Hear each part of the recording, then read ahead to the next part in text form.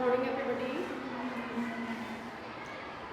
सभी बच्चों के लिए बाल दिवस की हार्दिक शुभकामनाएं और सभी अपने ऊंचाई के पथ पर अग्रसर हैं। सभी बच्चे ऊंचाई के पथ पर अग्रसर हैं।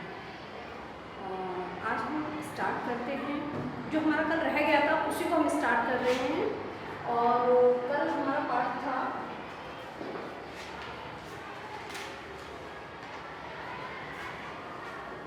प्रकाश के व्यक्तिकरण से लिया फ्रिंज चौड़ाई के लिए व्यंजक उसका शेष भाग, उसका शेष भाग।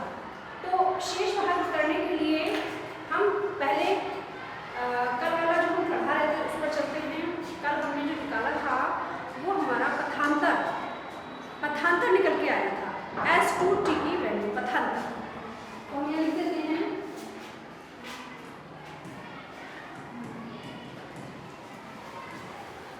S2T की जो वैल्यू थी वो हमारी क्या आ रही थी, XD/D, XD/D। ये है क्वेश्चन का। और जब यंग्स के दूसरे प्रयोग से जब देखा गया तो इस प्रकार से कुछ फ्रिंजेस प्राप्त हो रही थी। बीच में थी आपकी केंद्रीय दीप्त फ्रिंज, केंद्रीय उच्चिष्ट, और ये किस चीज के कारण थी, क्योंकि यहाँ पर हो रहा था संकोशी व्यतिकरण।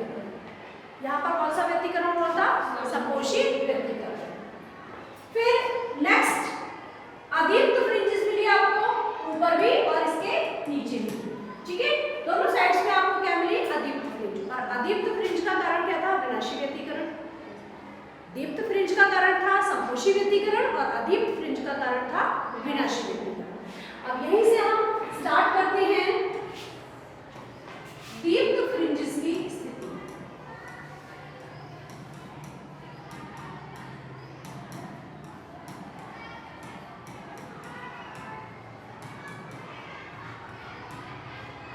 दीप्त फ्रिंजों की स्थिति और यहाँ पर आएगी आपकी अदीप्त फ्रिंजों की स्थिति।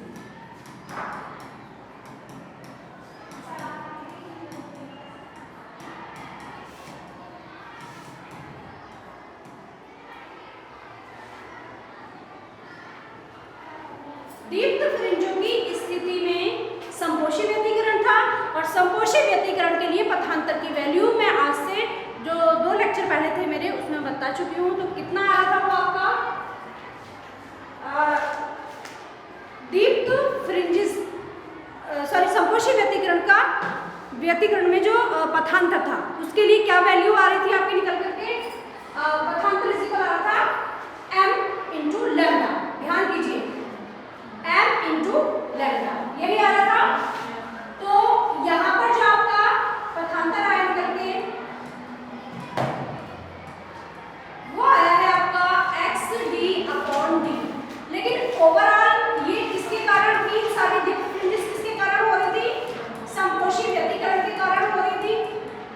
और संपोषी व्यतिकरण जो है वो आपका वो पथांतर के लिए जो बता रहा था उसका जो एक फॉर्मूला निकल के आया था वो आया था m लैम्डा। क्या आ रहा था, m लैम्डा, यही आया था। जबकि अदीप्त फ्रिंजेस में आ रहा था 2m-1 और इंटू λ/2, ठीक है।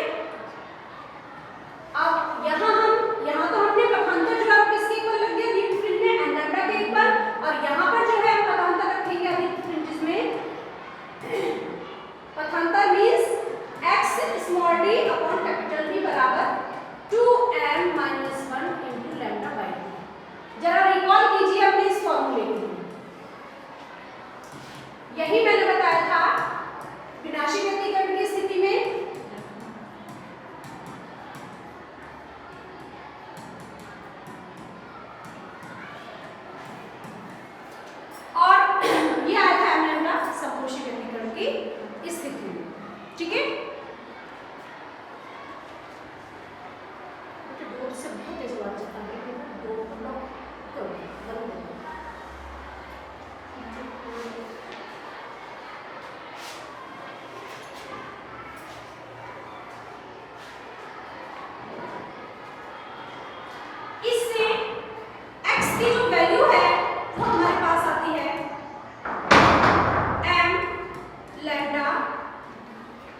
D over small D. कितनी आती है? M lambda capital D over small D. और जहां पर मैंने ये भी बताया था आपके लिए कि जहां पर एम बराबर आपके 0, 1, 2, 3 एंड सो ऑन था। यही था। अब यहां पहले रखते हैं, सबसे पहले हम 0वें स्तर की दीप्त फ्रिंज के बारे में जानते हैं। 0वें स्तर की जो दीप्त फ्रिंज थी वो आपकी थी केंद्रीय दीप्त फ्रिंज।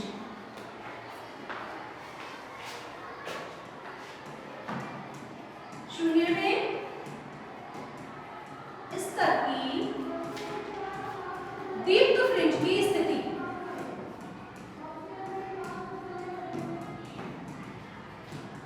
तो इसमें हम वैल्यू पुट कर देंगे।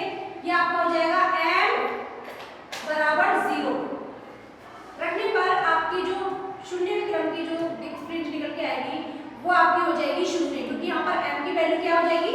0 हो जाएगी। तो ये आपका क्या हो जाएगा? 0। ठीक है, क्या हो जाएगा? ये 0। दूसरा है आपका पहले स्तर की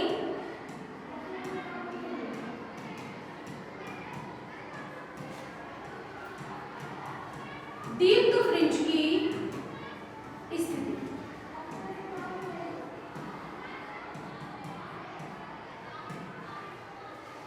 पहले स्तर की दीप्त फ्रिंज की स्थिति, और वो उसमें हम जब वैल्यूज लगाएंगे तो आपका ये बनेगा, यहाँ पर रखेंगे हम m = 1 और m = 1 रखने पर आपका x 1 निकल करके आएगा और वो आपके पास आएगा।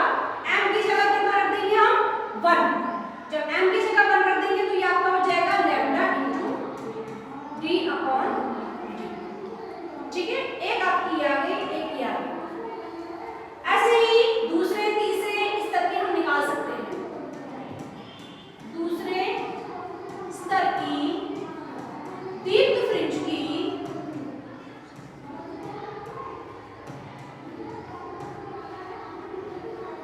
स्थिति। तो दूसरे स्तर की क्या है आपके देखिएगा, m बराबर 2 रखने पर, m बराबर 2 रखने पर x2 जो है वो निकल के आ रहा है हमारा 2 lambda D over small D and so on. ऐसे ही आपका आगे की और चलती रहेंगी। क्लियर? Yes ma'am. इससे जो आपका थोड़ा सा मूव करते हैं फिर बताते हैं बेटा।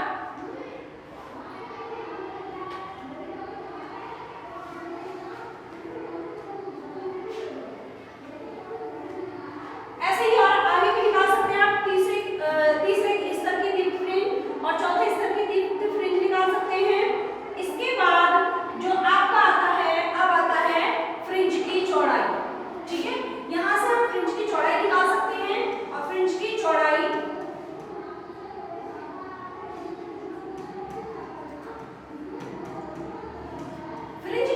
निकल के आएगी वो आपकी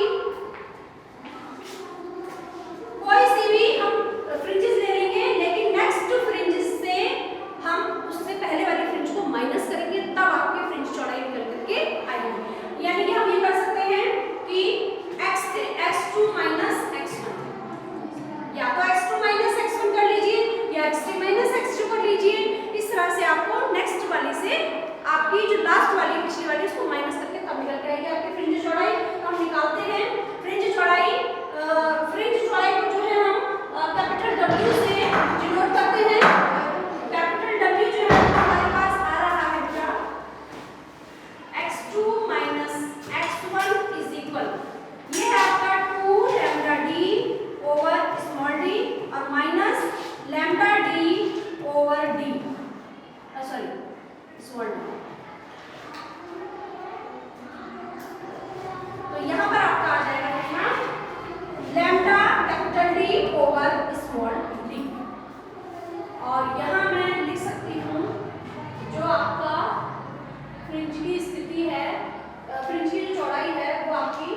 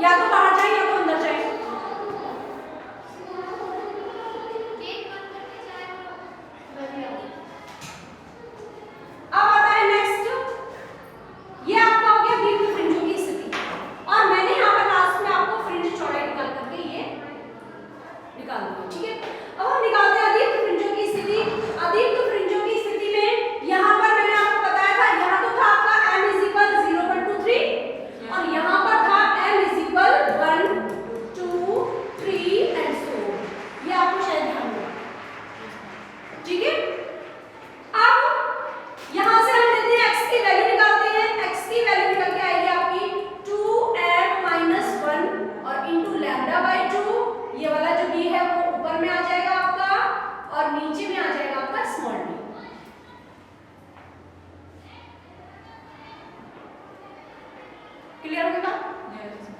ठीक है, मैंने इसको तुलनात्मक रूप में इसलिए लिया है ताकि आप इसको अच्छे से समझ पाए और आप ऐसे ही अच्छे से समझ पाएंगे।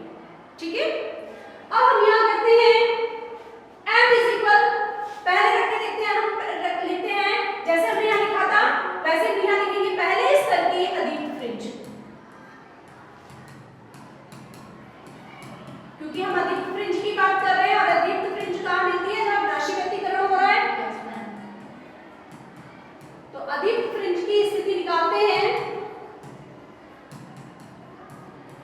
और पहले स्तर की जब निकलेगी m इज इक्वल हम रखेंगे यहाँ पर क्या 1 और जिससे आपका x1 निकल करके आएगा और वो आपका होगा, इसमें मान रखेंगे हम, तो ये हो जाएगा आपका m इज इक्वल 1 रखते हैं तो ये तो हो जाएगा आपका 2 into 1 minus 1 और यहाँ पर आपका हो जाएगा lambda capital D upon 2D, जिससे आपके पास x1 की जो वैल्यू है वो आ रही है 2 minus 1 यानी कि 1 आ जाएगा और ये आपके पास हो जाएगा lambda D upon 2 small d, यहाँ पर ये आ गई। ठीक है, सेम हम दूसरे स्तर की निकालते हैं, दूसरे स्तर की अदीप्त फ्रिंज की स्थिति, तो दूसरे स्तर की अदीप्त फ्रिंज की स्थिति निकालेंगे तो अब की बार हम m इज इक्वल टू रखेंगे, m इज इक्वल टू रखते हैं और यहाँ पर आपका हो जाएगा x2 और x2 इज इक्वल हो जाएगा आपका, हम यहाँ m के जगह क्या रखना है? हमें 2 रखना है, तो ये आपका हो जाएगा 2 into 2 minus 1 और लैम्डा d अपॉन 2d, इससे आपके पास निकल के आएगा, ये हो जाएगा आपका 4 minus 1 is equal 3 lambda d upon 2d, ये आपके पास ये आ गया। क्लियर? ऐसे ही हम एक और निकाल लेते हैं, 3 निकाल लेते हैं, तीसरे स्तर की निकालेंगे, तीसरे स्तर की अदीप्त फ्रिंज की स्थिति,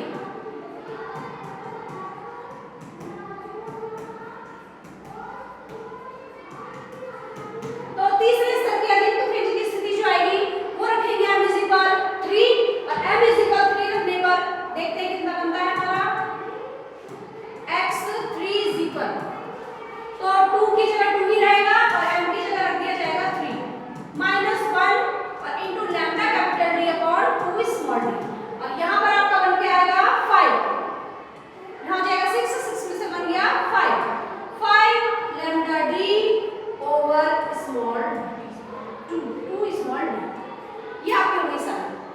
ठीक है, तो पहले स्तर की निकल गई, दूसरे स्तर की निकल गई, तीसरे स्तर की निकल गई, अब हमें क्या करना है? फ्रिंज चौड़ाई निकालना है। तो फ्रिंज चौड़ाई निकालने के लिए मैंने बताया नेक्स्ट वाली में से आप उससे पहले वाली लास्ट वाली घटा देंगे, तब आपकी फ्रिंज चौड़ाई निकल के आएगी। तो हम ये निकालते हैं फ्रिंज चौड़ाई, फ्रिंज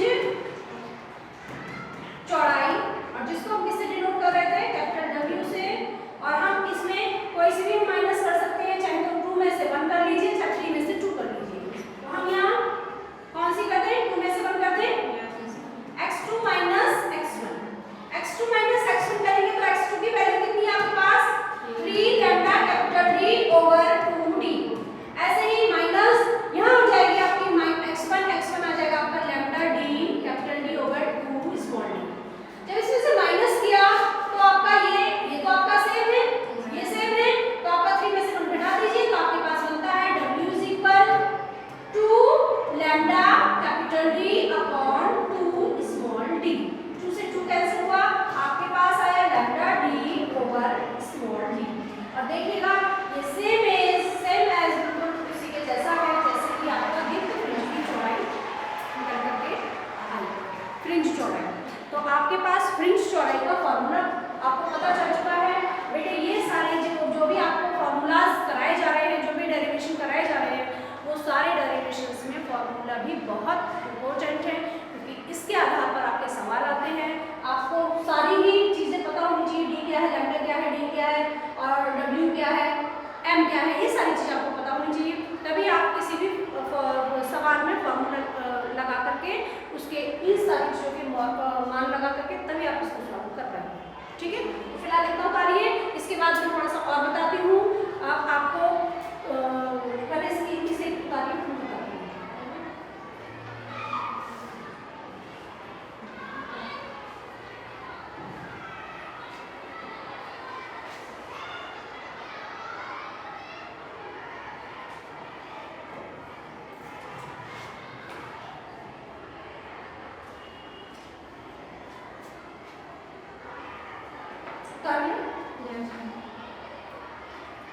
अब हम बात करते हैं फ्रिंज की कोणीय चौड़ाई।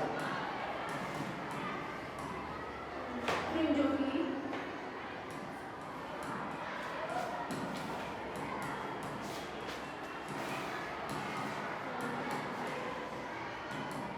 कोणीय चौड़ाई, जिसे हम थीटा से डिनोट करते हैं। ठीक है, तो कोणीय चौड़ाई जो होती है वो आपके लिए, उसके लिए आपका फॉर्मूला है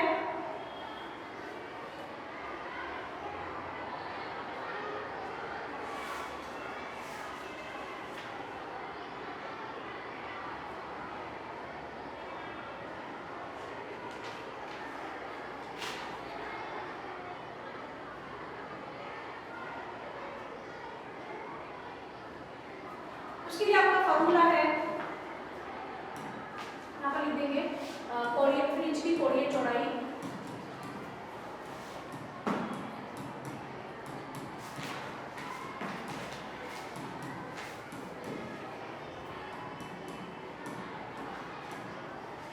थीटा बराबर x अपॉन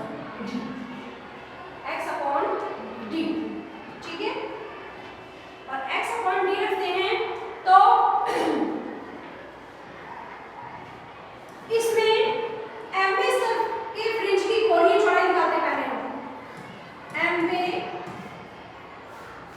पहले इसकी वैल्यू रखिए आप, इसकी वैल्यू हो जाएगी यहाँ पर x की क्या वैल्यू थी, मतलब क्या वैल्यू आ रही थी जरा बताइएगा मुझे।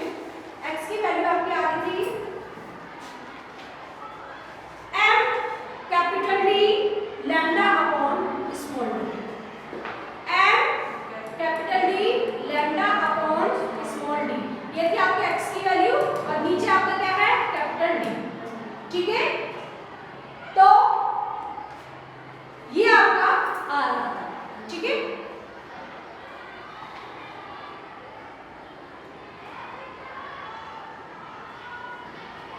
D से आपका D कैंसिल हुआ, आपके पास क्या बचा m lambda over small d। अब हम निकालते हैं m पे स्तर के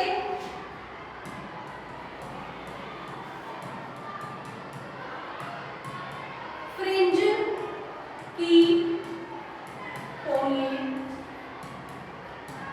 चौड़ाई, कोणीय चौड़ाई। अब ये आपका आ जाएगा theta m is equal m lambda upon d, और यदि ऐसे ही हम n+1 पे स्तर की निकालते हैं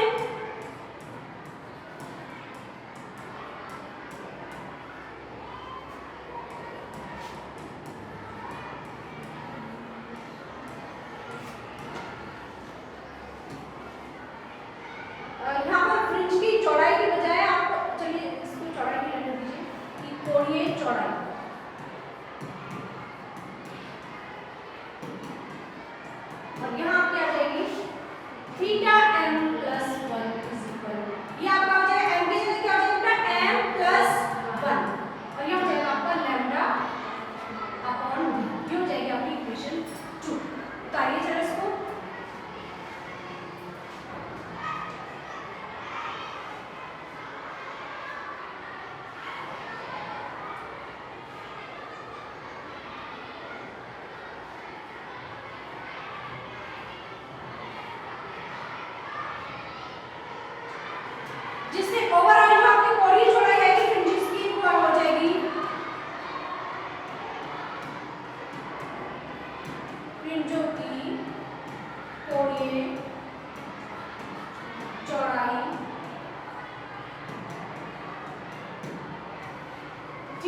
इक्वल हो जाएगा थीटा, पहले नेक्स्ट वाली और नेक्स्ट वाली में से पहली वाली को माइनस कर देना, ठीक है। तो ये आपके पास बनेगा कितना, ये हो जाएगा थीटा m प्लस 1 कितना है आपका यहाँ पर m plus 1 lambda by D और minus m lambda by D. जब आप इसको खोलेंगे तो ये आपका हो जाएगा, इसको लैम्डा को यहाँ अंदर कर लीजिए, ये आपके पास हो जाएगा m लैम्डा और plus lambda over D minus m lambda over D. ये इसको हम यूं लिख सकते हैं क्या कि m लैम्डा बाई डी और प्लस लैम्डा बाई डी, ये भी लिख सकते हैं, और ये आपका minus m lambda by D इधर आएगा। m लैम्डा बाई डी से m लैम्डा बाई डी कटा और आपके पास यहाँ बना theta is equal lambda by D. इसको करेंगे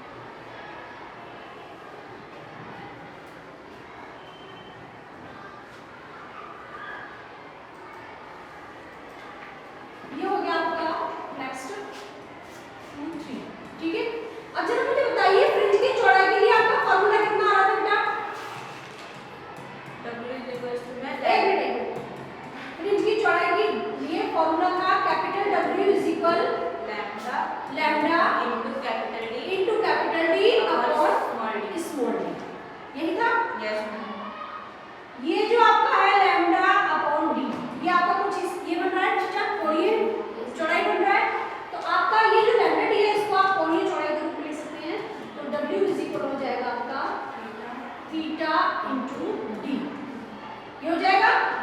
या हम थीटा निकालें तो थीटा इज इक्वल आपके पास आ जाएगा, ये डी यहाँ से हट के कैपिटल डी इधर चला जाएगा और अपोन में आ जाएगा। तो एक आपका फॉर्मूला जो फ्रिंज की चौड़ाई और फ्रिंज की कोणीय चौड़ाई में यदि रिलेशन आता है तो आपका ये निकल के आएगा, ठीक है। तो आज के लिए बस इतना ही। और बेटा इसके लिए हमने क्या किया था, सबसे स्टार्टिंग में हमने पथांतर लिया था, पथांतर के बाद हमने दीप्त फ्रिंजेस की स्थिति निकाली थी और अदीप्त फ्रिंज की स्थिति निकाली थी। फिर जब दोनों को हमने माइनस किया तो हमारी फ्रिंज चौड़ाई निकल करके आई थी, और जब फ्रिंज चौड़ाई निकल के आई थी उसके बाद हमने फ्रिंज की कोणीय चौड़ाई निकाली, और कोणीय चौड़ाई और फ्रिंज की चौड़ाई में हमने आपस में रिलेशन भी यहाँ पर निकाल करके दे दिया है। तो बेटा इसको याद कीजिए और बहुत इम्पोर्टेंट टॉपिक है। आप इसको अगर एक बार नहीं आपको क्लियर हो रहा है, वैसे तो आपको क्लियर हो गया होगा, लेकिन फिर भी आप यदि दोबारा इसको देखना चाहें तो दोबारा फिर वीडियो के माध्यम से इसको समझिए